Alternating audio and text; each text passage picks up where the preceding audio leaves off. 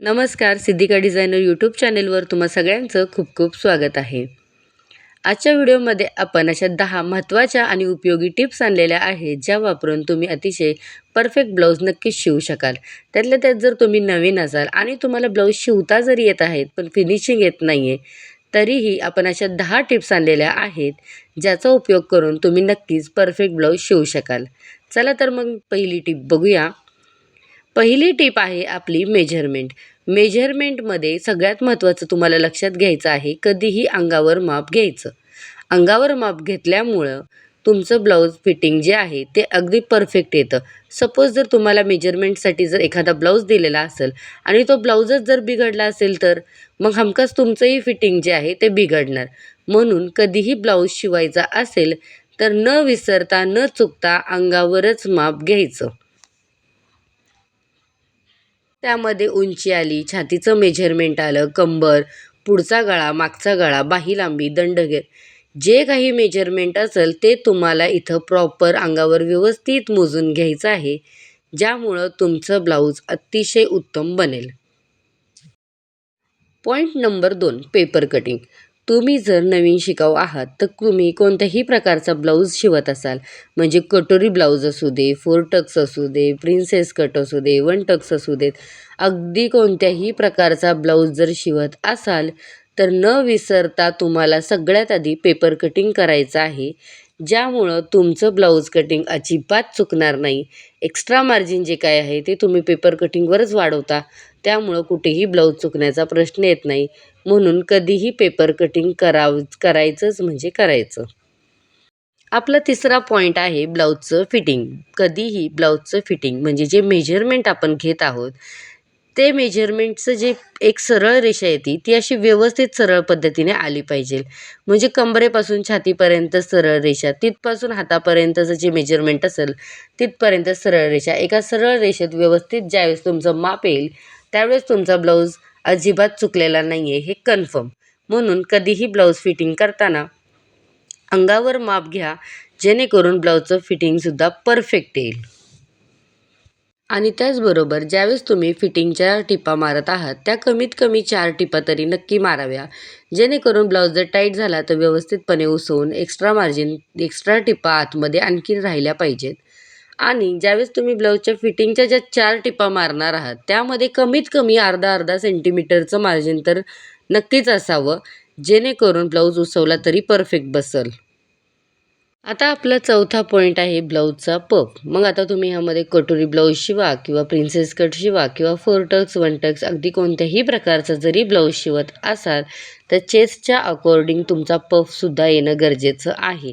त्यासाठी ज्यावेळेस तुम्ही अगदी कोणत्याही टाईपचा ब्लाऊज शिवत असाल, त्याचे जे टक्स पॉईंट आहे, त्याचं जे मार्जिन आहे, अगदी ते व्यवस्थितपणे घ्या, जेणेकरून आपला ब्लाऊजचा पफ आहे तो परफेक्ट दिसेल.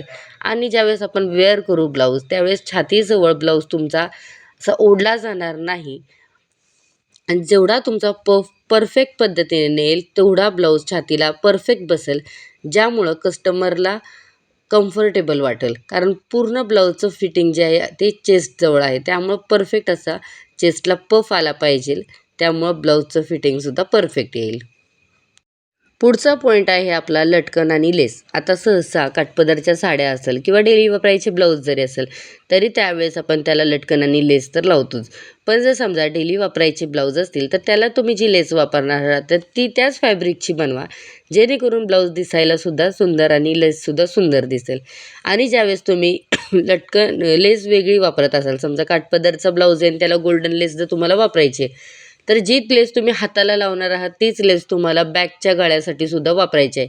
मग बॅकच्या गळ्याला वेगळी किंवा हाताला वेगळी अशा प्रकारचा प्रकार करायचा नाही, ज्यामुळं ब्लाऊज दिसायला अतिशय विचित्र दिसतो. त्यामुळं व्यवस्थित लेस वापरा. शिवायचे लटकन तुम्ही बनवणार आहात ते जास्तीत जास्त फॅब्रिकचेच बनवा. कारण जे स्टोनमध्ये किंवा दुसऱ्या टाईपचे लटकन येतात ते बऱ्याच वेळा तुटतात किंवा केसात अडकतात, साडीत अडकतात. म्हणून ब्लाऊजच्या म्हणजे जे फॅब्रिक आहे त्या फॅब्रिकचे जे लटकन बनवाल ते दिसायलासुद्धा सुंदर दिसतात आणि टिकतातही भरपूर. पुढचा पॉईंट आहे आपला अस्तर. आता काठपदर किंवा डेली वापरायच्या किंवा कॉटनच्या अशा कोणत्याही टाईपच्या जर तुमच्या साड्या किंवा त्याचा ब्लाऊज आहे, तर त्या ब्लाऊजसाठी तुम्ही रेग्युलर मिळणारं जे कॉटनचं अस्तर आहे, जे की 30-35च्या रेंजमध्ये मिळतं, ते वापरा. त्यामुळं ब्लाऊज अतिशय छान शिवता येतो. शिवाय इस्त्री करून घेतल्यामुळं सुद्धा त्याचं फिनिशिंग, त्याचं जे कडकपणा आहे तो व्यवस्थित राहतो. पण समजा तुमचा ब्लाऊज ऑर्गेन्झा फॅब्रिक किंवा नेटमध्ये किंवा एकदम असं पातळ कापडामध्ये जर असेल, तर तुम्ही नुसतंच जर कॉटनचं अस्तर वापरलं तर त्याचं फिनिशिंग किंवा त्याचं जे लूक आहे तो अगदी कसा तरी दिसतो. त्यामुळं ज्यावेळेस तुम्ही अशा टाईपचे ब्लाऊज शिवत असाल, तर त्याला सिल्कमधलं एकदम वेगळ्या टाईपचं अस्तर असतं, ज्याची रेंज जवळपास 40 ते 45 अकॉर्डिंग असते. ते आणि प्लस आपलं कॉटनचं अस्तर अशा दोन्ही टाईपचे अस्तर तुम्हाला वापरायचे आहेत, जेणेकरून या ब्लाऊजचं फिनिशिंगसुद्धा छान दिसेल आणि ट्रान्सपरन्सी जी असेल ती दिसणार नाही. म्हणून अशा 2 टाईपचं अस्तर आपल्याला इथं वापरायचं आहे. आता पुढचा पॉईंट आहे आपला नेक डिझाइन. त्यामध्ये आता fancy neckline, boatneck, cutout design, patchwork, शिवाय पायपिंग अशा भरपूर प्रकारच्या नेक डिझाईन्स येतात. आणि कस्टमर आपल्याला सांगतात त्यांना जो गळा हवा आहे तो किंवा कधी-कधी ते आपल्यावर पण सोडतात. पण ज्यावेळेस आपल्यावर डिपेंड असतं त्यावेळेस आपण आपल्या हिशोबाने शिवतोच. म्हणजे काठपदरचं असेल तर आपण पॅचवर्क करू किंवा लेस-बीस लावून त्याला सुंदर असं फिनिशिंग देतो. पण जर समजा कस्टमरचा ब्लाऊज डेली यूजचा आहे आणि त्यांनी समजा काठपदरचं डिझाइन पाठवलं आणि अशा टाईपचा ब्लाऊज शिवा असं सांगितलं, तर इथं आपल्याला कळायला हवं की आपण हे शिवू शकत नाहीये. आणि समजा कधी-कधी कस्टमर खूप हार्ड डिझाईनसुद्धा सांगतात. पण जर तुम्ही नवीन शिकत असाल आणि तुम्हाला तो गळा जमणार नाहीये हे जर तुम्हाला कन्फर्म माहीत आहे, ती तर तुम्ही सरळ-सरळ नकार द्या. कारण की कस्टमर त्यांची डिझाईन बदलतील. पण सपोज जर आपल्याकडून ब्लाऊज जर चुकला, गळा जर चुकला, तर आपण तिथं काहीही करू शकत नाही. ब्लाऊज बिघडल्यातच जमा. तुम्ही त्याला कितीही आटापिटा करा, ब्लाऊज पुन्हा जाग्यावर येणार नाही. म्हणून जमत नसेल डिझाईन तर सरळ नकार द्या आणि कस्टमरकडनं डिझाईन बदलून घ्या. पुढचा पॉईंट आहे आपला दोरा. आता कधी पण ब्लाऊज शिवताना नेहमी चांगल्या क्वालिटीचा दोरा वापरावा. मग मार्केटमध्ये रेंज आहे ₹4, ₹5, ₹6, ₹7 अशा टाईपच्या, ठीक आहे. जर तुम्ही कमी रेंजचा दोरा वापरत असाल, तर त्याची क्वालिटीसुद्धा त्याप्रमाणेच मिळते. मग अशामुळं काय होतं, ज्यावेळेस पण आपण ब्लाऊज शिवायला घेऊ, दोरा अटॅच करू, हमखास दोरा तुटतो म्हणजे तुटतोच आणि प्रत्येक वेळेस आपल्याला एक टिप मारली की दोरा तुटला की परत अटॅच करा. म्हणजे इथं अर्धा तास लागणार तिथे 1 तास लागतो.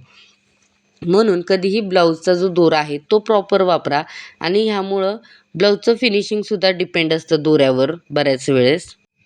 बऱ्यापैकी धनश्री कंपनीचा जो दोरा आहे, जो फॉल पण आपल्याला मिळतो, त्याच कंपनीचा दोरासुद्धा वापरा. अतिशय वापरायला छान हा दोरा आहे आणि सगळ्यात महत्त्वाचं ज्या कलरचं कापड आहे, मेन कापड ज्या कलरचं आहे, त्याच कलरचा दोरा वापरायचा. त्यामुळं दोऱ्याच्या ज्या आपण ब्लाऊजच्या ज्या टिप मारलेल्या आहेत, त्या दिसून येत नाही आणि ब्लाऊजसुद्धा दिसायला छान दिसतो. म्हणून कधीही कलरचाच दोरा व्यवस्थितपणे वापरायचा. पुढचा आपला 9वा पॉईंट आहे हुक आणि लूक. आता ज्यावेळेस ब्लाऊजला तुम्ही हुकची पट्टी बनवणार आहात, तर त्यावेळेस तुम्हाला अस्तरची डबल घडीची पट्टी वापरायची आहे, ज्यामुळे हुकची पट्टी परफेक्ट बसेल. आणि ज्यावेळेस तुम्ही लूकची पट्टी बनवणार आहात, म्हणजे ज्यामध्ये आपण हुक अटॅच करतो, ती पट्टी बनवणार आहात, त्यावेळेस तुम्हाला अस्तर आणि मेन फॅब्रिक असं दोन्ही प्रकारचं कापड वापरायचं आहे. ज्यामुळं लूकची जी पट्टी आहे ती दिसायला तर सुंदर दिसतेच दिसते, पण बरेच दिवस टिकते पण. बऱ्याच वेळा ब्लाऊज खराब होण्याचं एकमेव कारण असतं लूकची पट्टी खराब झाली आणि त्यामुळं कस्टमर कधी-कधी ब्लाऊज परत आणून देतात, की ही पट्टी परत बनवून द्या म्हणून. मग त्यामुळं बनवतानाच आपण व्यवस्थित अशी जाड पट्टी बनवायची जेणेकरून त्यामुळं ब्लाऊज भरपूर दिवस टिकू शकतो. शिवाय आता हुक लावताना नॉर्मल ब्लाऊज असेल ना आपला म्हणजे नॉर्मल गळ्याचा ब्लाऊज, तर तुम्ही 5 हुक लावा. पण ज्यावेळेस तुम्ही बोटनेकचा ब्लाऊज शिवणार असाल, त्यावेळेस हमखास 6 ते 7 हुक लावायचे. कारण ज्यावेळेस आपण ब्लाऊजचे हुक अटॅच करतो, त्यामुळे नंतर जे गॅप दिसतात ना, ते दिसू नये म्हणून हुकसुद्धा परफेक्ट आणि परफेक्ट अंतरावर सुद्धा लावता आले पाहिजेल.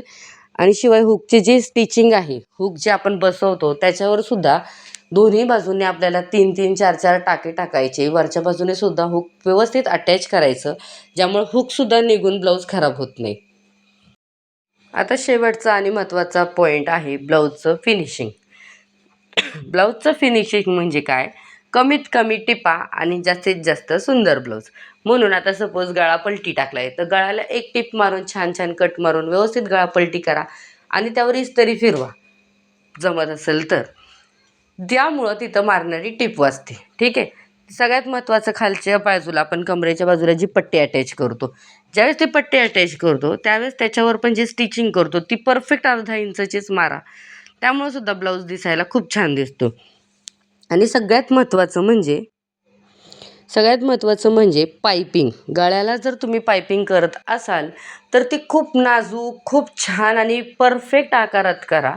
इकडं कमी तिकडं जास्त अशा पद्धतीचं पायपिंग करू नका, ज्यामुळे तुमचं ब्लाऊजचं फिनिशिंग बिघडेल. कारण गळ्यावर सगळ्यात महत्त्वाचं ब्लाऊजचं फिनिशिंग डिपेंड असतं, पायपिंग जर असेल तर.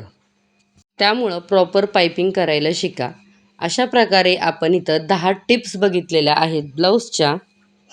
हा व्हिडिओ तुम्हाला कसा वाटला? व्हिडिओ आवडला असेल तर व्हिडिओला लाईक आणि चॅनेलला सबस्क्राईब करायला अजिबात विसरू नका. व्हिडिओला शेवटपर्यंत पाहिल्याबद्दल सगळ्यांचे खूप खूप धन्यवाद.